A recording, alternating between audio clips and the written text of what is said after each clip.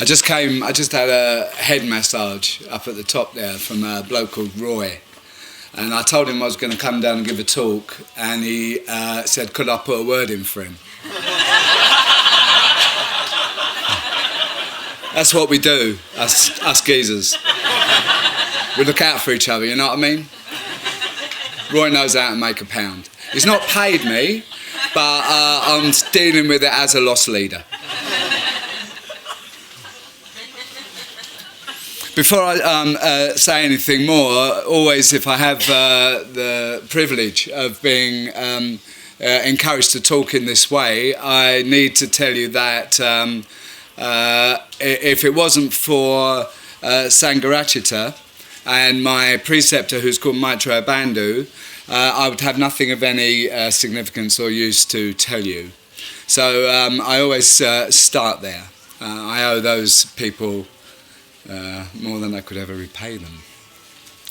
But I didn't really intend to talk too much about Sangharakshita. I wanted to tell you a bit more about my nan.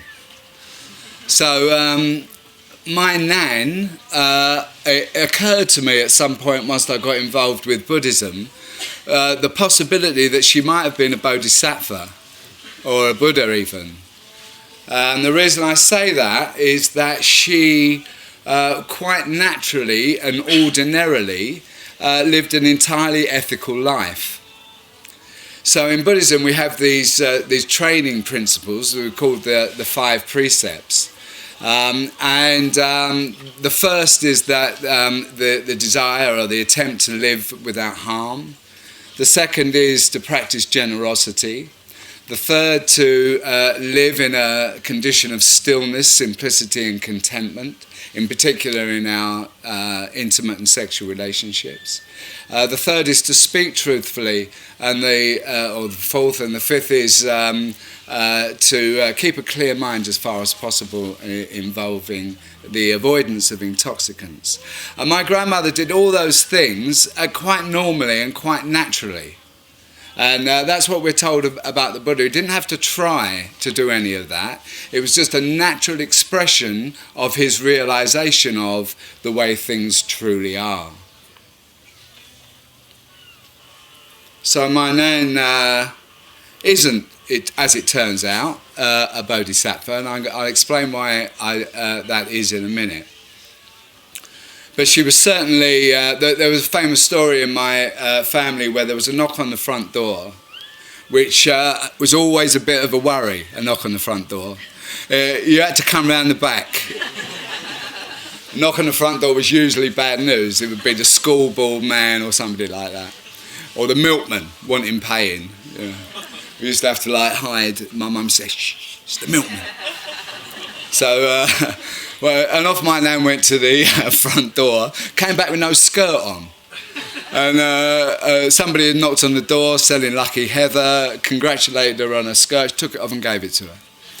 That's what she was like. She was very, very sweet and kind, quite naturally. She, she loved me, my nan. Taught me what love is, actually. It's all right, I cry very easily. Always for sentimental rather than genuine reasons. You're not recording us.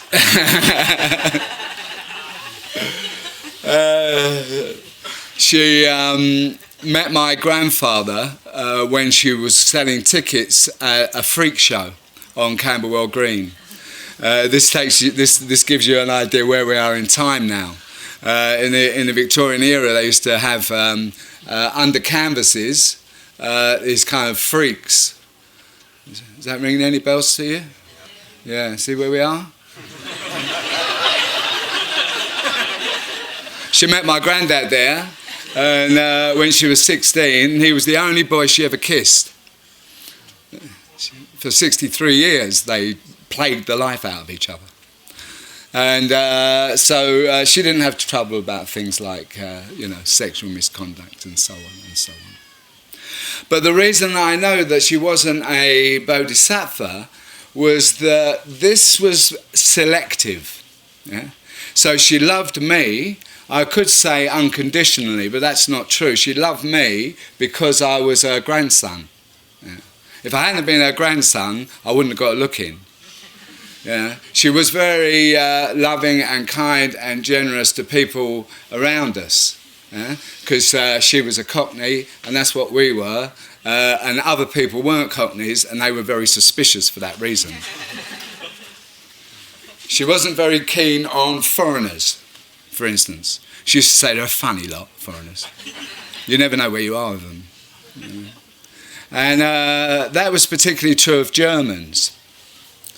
So what happened was, sometime in the early part of the century, these people in Central Europe apparently decided that some area of land was going to be called Germany.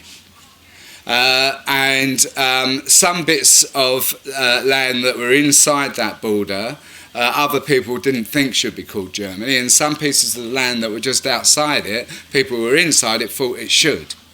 And that led to a whole kerfuffle, which went on for quite a long time, culminating in a bomb landing on my grandmother's house. And in my family, we take that sort of thing very personally. So she wasn't very keen on Germans. Her name was Minnie. So she exists now, because I've just told you about her.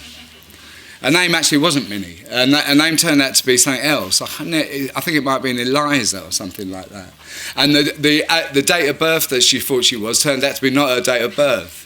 We found that out later on when we tried to get her a passport. And that's really what I'm trying to say. Do you see? Like, she was called something, but that's not necessarily what she was. And this piece of land was called Germany, although it wasn't really Germany. That's just what they called it. So what we find when we look at later Buddhist teaching is that things don't exist as of their own until they're named. Yeah? Once you call something a thing, it comes into existence and it solidifies. But that's not really what it is. There is no thing, really. All there is change and process. My nan was from Peckham, which is where Del Boy's from. You know who Del Boy is? So I modelled my life on Del Boy, and that's how I ended up being a diamond geezer. So in the middle of all this, somehow or other, for reasons that I can't quite recall, I ended up in this Buddhist centre in Bethnal Green in East London. Very odd, that was, because it wasn't the sort of place I would go. Do you see, like, because I had this idea of who I was and I named myself this thing, I was a bit of a chap, a face around town, a good fella, diamond geezer, I didn't go to Buddhist centres. That would have been ridiculous. But somehow or other I ended up in this place. And what happens when you go to Buddhist centres is sooner or later you sit down on a cushion and you close your eyes and you begin to see that things aren't quite what you thought they were. So this whole business of differentiation between, Cockneys and people who weren't Cockneys, South London and North London, Germany and Britain, me and you, right and wrong, men and women, is just simply how we divvy things up. When you sit and close your eyes, what you see is it's just all going on within the context of this thing that we call mind. And only by naming it do we give it some kind of a form. And then that gets us into all sorts of trouble because then we get stuck with it. So somewhere in those early days I came across the Diamond Sutra. And I came across it because Sangharakshita, the founder of Triratna, in his autobiography, said that when he was 16 he read the Diamond Sutra and knew or realised that he was a Buddhist. So I thought, well, that's the one for me, then we'll have a look at that. That will soon sort those things out. So I got hold of a copy of it, read it, couldn't make head and tail of it. Make a blind bit of sense.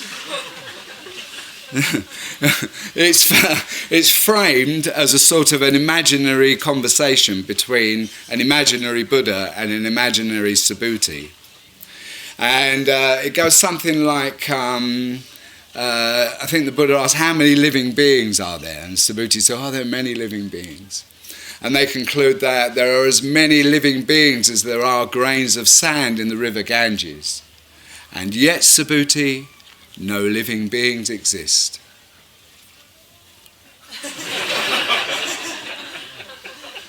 Living beings are simply what we call living beings. There are no living beings.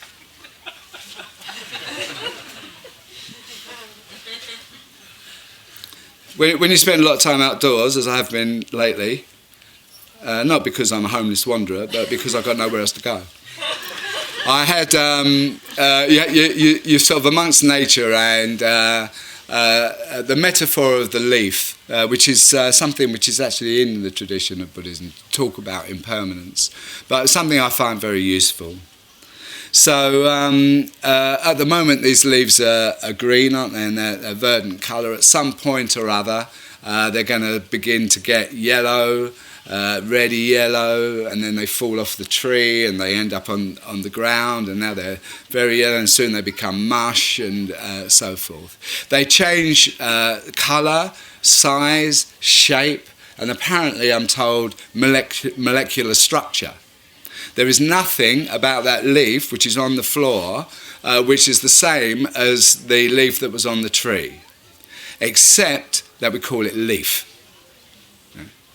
So, and of course we do need to do that, otherwise we'd be in an awful confused state. So, the monks outside the temple who during their work period are sweeping the small yellowy crinkly things which are different in shape than they were, that wouldn't work, would it? You'd have to say, sweep the leaves.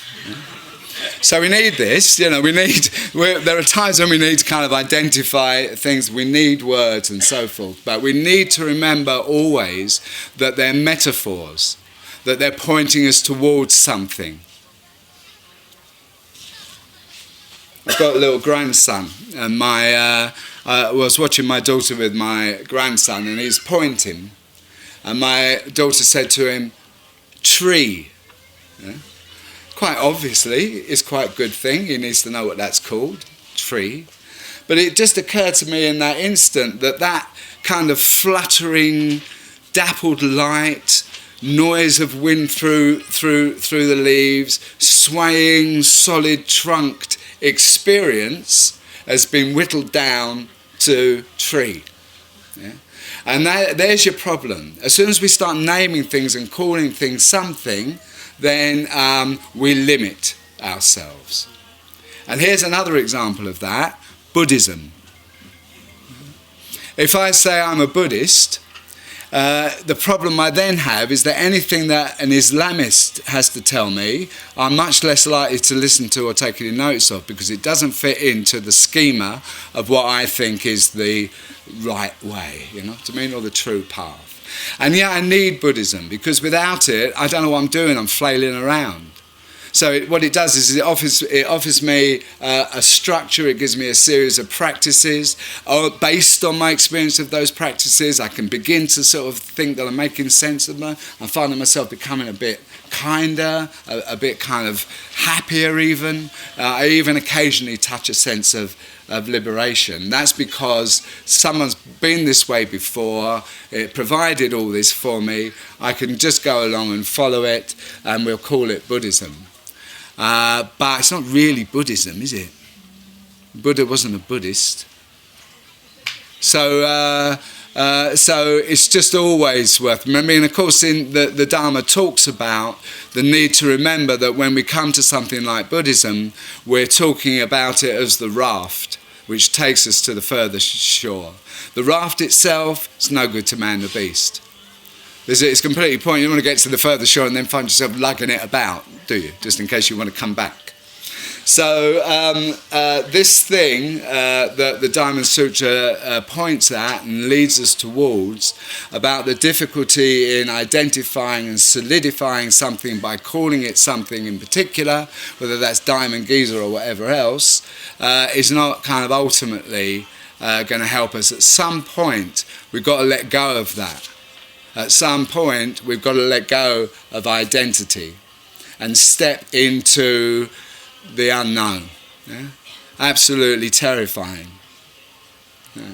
I spend a lot of my time completely frozen in fear. Because I don't know who I'm supposed to be now. I used to know, but now I don't. So that's just a little bit of something about movement to, I'm not sure if that's a V sign or there are 2 minutes.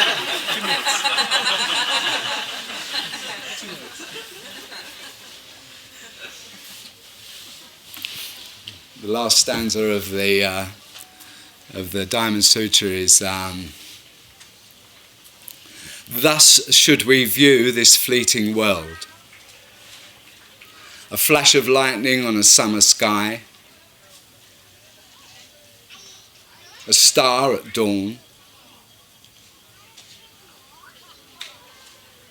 a flickering lamp, a bubble in a stream, a phantom and a dream.